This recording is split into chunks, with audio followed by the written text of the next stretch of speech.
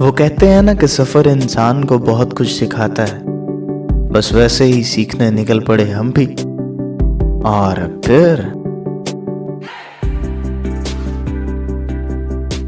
تو جناب ہوا کچھ یوں کہ رات کو جلدی سے پیکنگ کر کے لاہور کی طرف روانہ ہونے کا ارادہ بنا، اور ارادہ بناتے بناتے پتہ بھی نہیں لگا کہ اذانوں کے وقت جو ہے ہم لاہور کی سرزمین پر پہنچ گئے۔ اور آپ کے سامنے جو یہ دھند کے مناظر ہیں، آپ اس کا اندازہ لگا سکتے ہیں کہ کس قدر دھند تھی۔ تو نماز پڑھنے کے بعد اور باقی تمام معاملات کے بعد جو نظارہ آپ کے سامنے آئے، اور اگر وہ اس طرح کا ہو تو کیا بات۔ تو یہ مناظر ہیں جی ٹی روڈ کے، جہاں پر شالامار باغ جو ہے یہ واقع ہے۔ تو چلتے ہیں شالامار باغ میں اور دیکھتے ہیں کہ کیا ہے اس میں۔ تو جناب شالامار باغ جو ہے مغلیہ دور حکومت کا ایک بہترین شاہکار ہے، اور مغل بادشاہ شاہ جہان نے جو ہے لاہور میں جب دربار لگایا تھا تو اس کا حکم دیا تھا،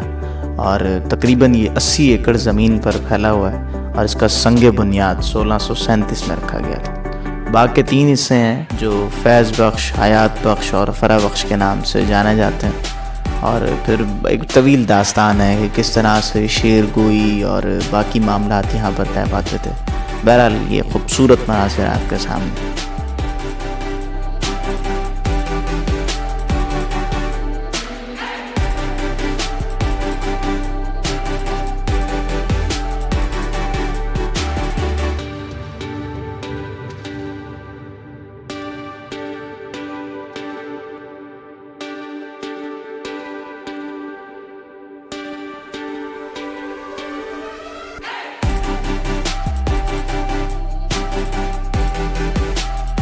اس کے بعد ہماری نگاہ کو جس چیز نے خیرہ کیا وہ تھی ہماری عوامی یادگار، جسے مینار پاکستان بھی کہا جاتا ہے۔ یہ جان کر آپ کو بھی کافی خوشی ہوگی اور تھوڑی سی حیرانی بھی شاید ہو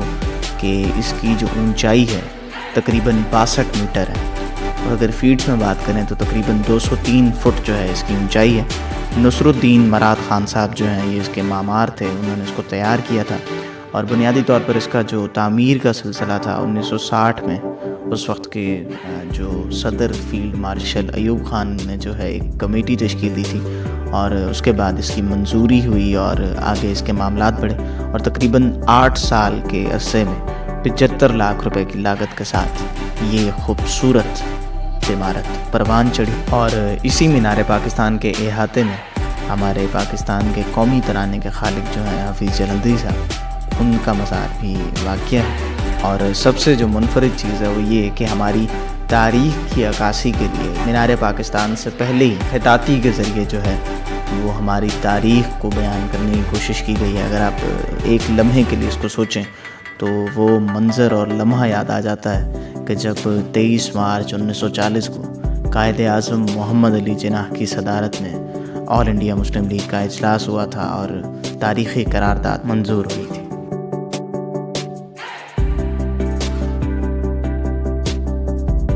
اب یہ سب سننے کے بعد بھوک تو ہر بندے کو ہی لگ جائے گی، تو ہمیں بھی بھوک لگ گئی اور ہم نے رخ کیا فوڈ اسٹریٹ لاہور کا، اور اس کے بعد ہم نے کھانے کا اہتمام شروع کیا۔ اور اگر آپ کھانا کھا رہے ہیں اور جس جگہ کھانا کھا رہے ہیں اگر وہاں پر آپ کو ایسے مناظر مل جائیں تو پھر کھانے کے پیسے تو پورے ہو جاتے ہیں نا۔ اور کھانے کے پیسوں سے میرا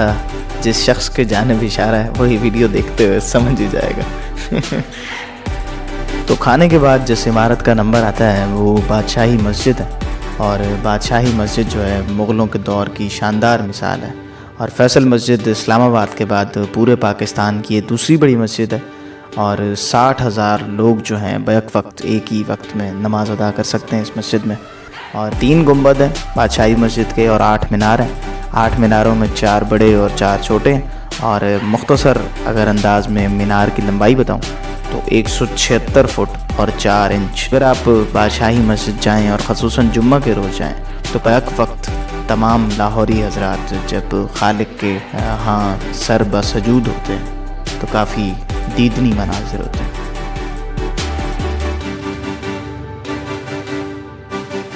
اور اب جس شخصیت کا مزار آپ کی نگاہوں کے سامنے آ رہا ہے وہ کسی تعارف کی محتاج نہیں ہے۔ معروف شاعر، قانون دان، سیاست دان اور تحریک پاکستان کی اہم شخصیت جناب علامہ محمد اقبال، اور ان کا جو مزار ہے وہ حضوری باغ میں بادشاہی مسجد لاہور کے صدر دروازے کے بالکل قریب ہے۔ اور اس مزار کی خاصیت یہ ہے کہ یہ سادہ ہے، اور حقیقت یہی ہے کہ سادگی میں اس کی ذات نے خوبصورتی رکھی ہے، اور بیک وقت جو ہے پاکستان رینجرز کا چاق و چوبند دستہ یہاں کا پہرا دیتا ہے۔ اور عمارت کی جو طرز تعمیر ہے وہ افغان اور مورش طرز تعمیر پر بنیاد رکھی گئی ہے۔ روزانہ کی بنیاد پر ہزاروں عقیدت مند علامہ اقبال کو خراج تحسین پیش کرنے کے لیے ان کے مزار پر حاضری دیتے ہیں۔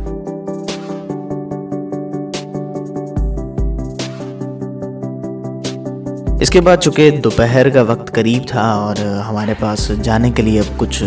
زیادہ معاملات باقی نہیں تھے، تو ہم نے چڑیا گھر کا رخ کیا۔ بنیادی طور پر اس چڑیا گھر کو جو ہے 1872 میں قائم کیا گیا تھا، اور براعظم ایشیا کے بڑے چڑیا گھروں میں اس کا شمار ہوتا ہے۔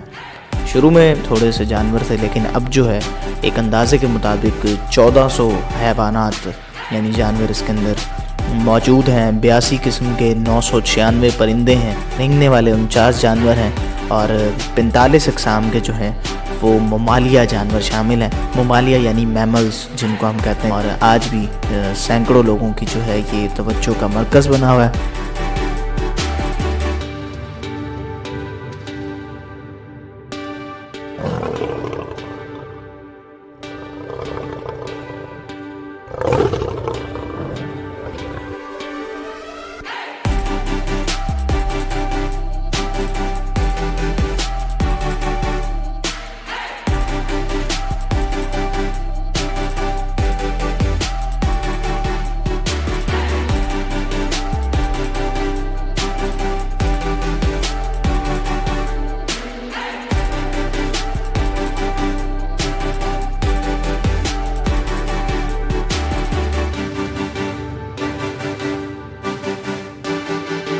تو اس طرح سے چڑیا گھر کی سیر کرتے کرتے شام کب ڈھلی اور ہمارے اس دن کا تاریخی سورج کب ڈھل گیا یہ پتہ ہی نہیں لگا، اور سورج کے ڈھلتے ساتھ شام کے ساتھ ہی لاہور کی فضا میں آذانوں کی آواز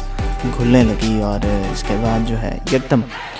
تاریکی چھا گئی، مانو قدرت نے ہمیں بس یہ اشارہ دے دیا ہو کہ بس آج کی جو سیر و تفریح تھی وہ اب اختتام پذیر ہونے کو ہے۔ تو اس طرح سے ہمارا لاہور کا جو ایک کامیاب سفر ہے وہ یوں اختتام پذیر ہوا، اور واپسی ہم اپنے سفر پر جو ہے تقریباً رات کے کسی پہر واپس پہنچے، اور اس طرح سے ایک یادگار سفر جو ہے وہ ہمیشہ کے لیے ہماری یادوں میں قید کرنے کے لیے ایک ویڈیو کے ذریعے آپ بھی دیکھ سکیں گے، اور ہمارے پاس بھی ہماری یہ یاد محفوظ ہو جائے گی۔ تو سفر تو سبھی کرتے ہیں، اور سفر کرتے بھی چلے جانا چاہیے، چونکہ سفر ہی انسان کو بہت کچھ سکھاتے ہیں، اور یہ زندگی بھی دراصل ایک سفر ہی ہے۔ آخر میں جو ہے میں مارٹن لوتھر کنگ کی ایک زبردست کوٹیشن، ایک زبردست کال آپ کے ساتھ شیئر کروں گا، اور وہ کہتے ہیں کہ اگر آپ اڑ نہیں سکتے تو دوڑیے، اور اگر آپ دوڑ نہیں سکتے یعنی بھاگ نہیں سکتے تو پھر چلنا شروع کیجیے، اور اگر آپ چل بھی نہیں سکتے تو پھر رینگیے، لیکن جو کچھ بھی کیجیے آگے بڑھتے چلے جائیے۔ مجھے مالک علی خان کو دیجیے اجازت، ملیں گے پھر کسی ویڈیو میں، تب تک کے لیے سپرد